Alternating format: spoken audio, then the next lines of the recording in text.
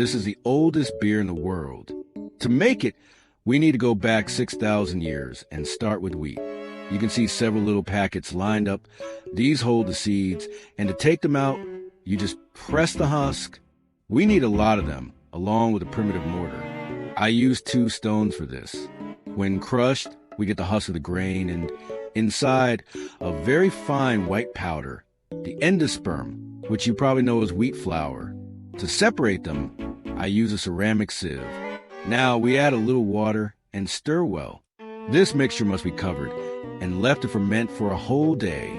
By the next day, the dough had risen with a few bubbles.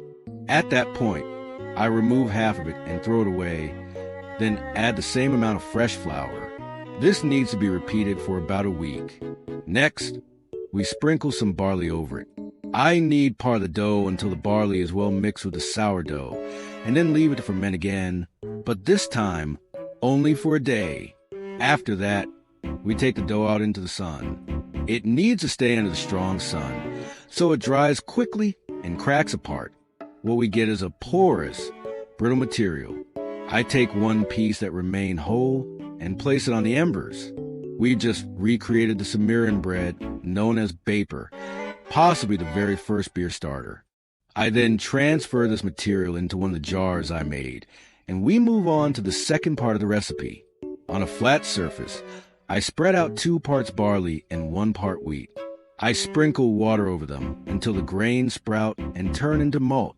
The malt is then roasted to bring out more flavor and aroma in the drink. Now we need to crush the grains and add them into a jar with water. The next step is important. Place this jar near a fire. That gentle heat is essential because it helps break down more sugars and makes them dissolve more easily. Once cooled, I transferred everything into the fermentation jar and started adding the spices that were used back then. The first one was coriander seeds. Just crush them and add a small pinch. The next is cardamom, with an unbelievably delicious smell. Then juniper, which is unusual, but surprisingly good too. And finally, just a pinch of anise. But there's still one last ingredient, date syrup. And just so you know, every tool you've seen me use here was handmade by me in a primitive way. In the full video, I show all the details.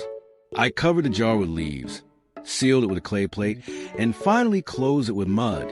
It was left to ferment for 3 days. And now, with the beer ready, I can finally switch to modern equipment. I pour the fermented liquid into a beaker to check its color. It smelled incredible, looked decent, but honestly, the taste was terrible.